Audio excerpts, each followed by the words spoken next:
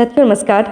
Global ज्ञान channel पे आप सभी का बहुत बहुत स्वागत है। और साथियों आज हम पढ़ेंगे बिहार का मैप, बिहार का नक्शा। तो बिहार का मैप जानने से पहले हमें सर्वप्रथम बिहार को समझना होगा, ठीक है। तो बिहार का राजधानी पटना है। इस तरीके का जो मैप है, सर्वप्रथम मैं बता दूं इस मैप का आकार किस तरीके का है। तो इसका जो आकार है वो लगभग आयताकार है। आप देख सकते हैं एक आयत का आकार इस तरीके से होता है, ठीक है। ये दोनों इक्वल होना चाहिए, दोनों इक्वल होना चाहिए। ये परफेक्ट नहीं है लेकिन इसको माना गया है कि यह आयताकार है।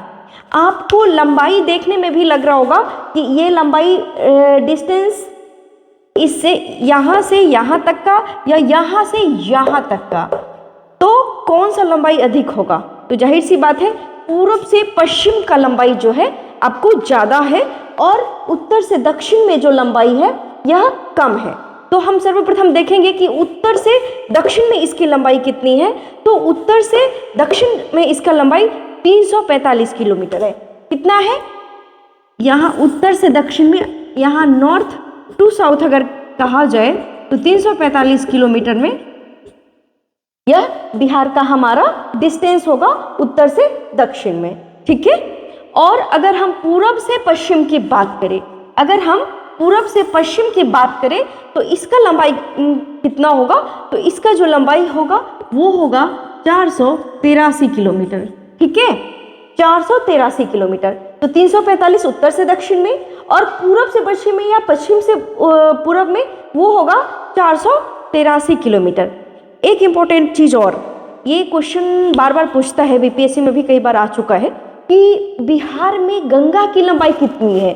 बिहार में गंगा की लंबाई कितनी है? तो बिहार में गंगा की लंबाई है कुल मिलाकर के 445 किलोमीटर। कितना है? गंगा की लंबाई 445 किलोमीटर है। ऐसे आपको पता होगा कि पूरे भारत में जो गंगा की लंबाई है वो 25-25 यानी 2525 किलोमीटर है, ठीक है। तो संक्षेप में इतना चीज आप लोगों ने जान लिया। अब हमें पता करना होगा कि बिहार का राजधानी कहाँ है। तो पटना है। बिहार का राजधानी पटना 1541 ईस्वी में शेरशाह सूरी ने बनाया था। तो 1541 में, कब? 1541 से ही ईस्वी से ही पटना बिहार का राजधानी बनी, ठीक है। अब हम बात करें कि बिहार जो अवस्थित है, यह जो बिहार हमारा अवस्थित है, उत्तरी अक्षांश कितना होगा और कितना देशांतर के बीच अवस्थित है। अगर यहाँ पे इंडिया का मैप नहीं है, यहाँ पे इंडिया का भी मैप होना चाहिए था, तो मैं दोनों को रिलेट करके बताती कि बिहार एक्चुअल में अवस्थित कहाँ है।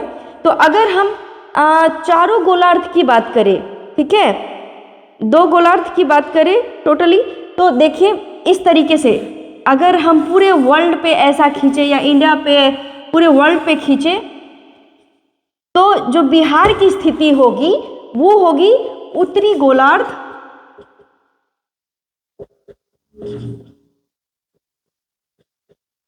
और पूर्वी देशांतर। क्या? पूर्वी देशांतर। तो यह कितना कितना के बीच बिहार अवस्थित है उसको हमें पता करना होगा। तो ये इसको हम अभी तक जो हमारा बिहार है वो 24 डिग्री 20 मिनट 10 सेकेंड से लेकर के 27 डिग्री 31 मिनट और 15 सेकेंड के बीच, ये उत्तरी अक्षांश की मैं बात कर रही हूँ, ठीक है। आप ऐसे भी याद रख सकते हैं 24 20 10 उत्तरी अक्षांश, 24 20 10 उत्तरी अक्षांश से 27 31 15 उत्तरी अक्षांश में अवस्थित है। 24 20 10, देखिए 20 का आधा 10 तो हो गया, एक 24 आपको रिमेंबर करना होगा। 24 20 10 से लेकर के और 27 31 15, देखिए 15 दूनी 30, उसमें एक आप जोड़ लीजिए 27। तो इस तरीके से आप रिलेट कर सकते हैं 27 डिग्री 31 मिनट और 15 सेकेंड। तो यह जो है बिहार की स्थिति है उत्तरी अक्षांश में, ठीक है। उत्तरी अक्षांश में यह स्थिति हो गई। अब दक्षिणी अक्षांश की बात करें तो दक्षिणी अक्षांश जो है बिहार अवस्थित है वो है 83 डिग्री 19 मिनट और 50 सेकेंड से लेकर के 88 डिग्री 17 मिनट और 40 सेकेंड के बीच अवस्थित है ये पूर्वी देशांतर। ये उत्तरी अक्षांश और पूर्वी देशांतर, इसको इस तरीके से भी याद रख सकते हैं। 83 डिग्री 19 मिनट, ऐसे नहीं, 83 19 50 से 88 17 40, 88 17 40, 83 19 50 88 17 40। तो ये उत्तरी अक्षांश और पूर्वी देशांतर के बीच अवस्थित है। एक चीज और बता दूं, एक कोपेनहेगन एक इंसान थे जिन्होंने बिहार को जलवायु के आधार पे 2 पार्टों में बांटा, और वह जो पार्ट है वो एक उत्तरी पार्ट उन्होंने बांटा और एक दक्षिणी पार्ट बांटा। आपको पता होगा कि गंगा जो नदी है बिहार को 2 भागों में बांटती है, उत्तरी बिहार और दक्षिणी बिहार।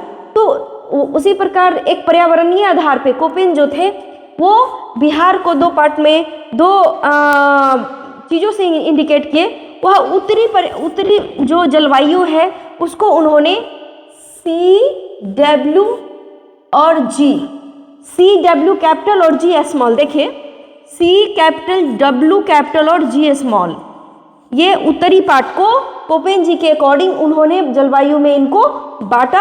और यह BPSC में आ चुका है, यह सवाल BPSC एग्जाम में पूछा जा चुका है कि बिहार के उत्तरी जलवायु को हम कौन से इंडिकेशन से इंडिकेट करते हैं, तो CW एंड G। और जो दक्षिणी पार्ट है वो दक्षिणी पार्ट को कोपेन जी के according AW A capital and W capital में बांटा गया है।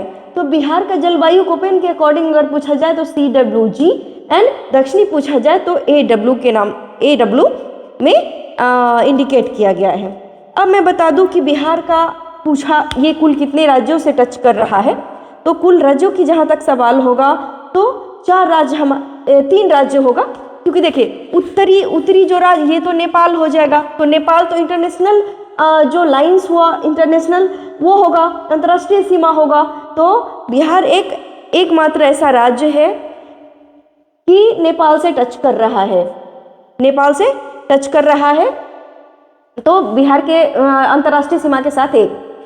तो उत्तर में नेपाल, दक्षिण में झारखंड, तो दक्षिण में झारखंड से, पूर्व में पश्चिम बंगाल से और पश्चिम में उत्तर प्रदेश से। तो क्वेश्चन ऐसे भी पूछा जा सकता है कि बिहार कुल कितने भारतीय राज्यों से स्पर्श करती है या लगती है, तो आपको 3 राज्यों का नाम लेना होगा, एक तो वेस्ट बंगाल का, पश्चिम बंगाल का, झारखंड का और उत्तर प्रदेश का। अब सवाल आता है कि बिहार का कुल कितने जिले यूपी से लगते हैं, कुल कितने जिले झारखंड से लगते हैं और कुल कितने जिले वेस्ट बंगाल से लगते हैं। तो मैं आपको आज मैप पर आप हमारे साथ होंगे और देखेंगे कि कौन कौन से राज्य हमारा यूपी से लगता है।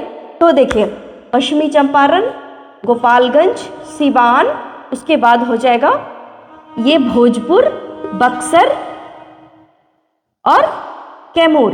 तो हमें काउंट करना होगा 1 2 3 4, ये सारण भी लग रही है, 4 5 6 7 और ये 8, रोहतास भी लग रही है यहाँ पे थोड़ा सा, ये जो है रोहतास का भी पार्ट आ रहा है यहाँ पे, ये सारण का भी यहाँ तक पार्ट आ रहा है और यहाँ ये भोजपुर का रहा है। तो कुल मिला के हमारा 8 ऐसा जिला है जो यूपी को स्पर्श करता है। बिहार का कुल 8 जिले हैं जो यूपी को स्पर्श करता है। और हमें अब देखना होगा कि पश्चिम बंगाल को, वेस्ट बंगाल को कौन कौन से जिले हमारे स्पर्श करते हैं। तो सर्वप्रथम आपका किशनगंज हो जाएगा, उसके बाद ये हो जाएगा पूर्णिया, उसके बाद हो जाएगा कटिहार, 3 जिला हो जाएगा। एक किशनगंज आपको जानते ही होंगे कि बिहार का सबसे पूर्वी राज्य कौन सा होगा, तो वह होगा किशनगंज। और बिहार में सबसे ज़्यादा वर्षा वाला स्थान कौन सा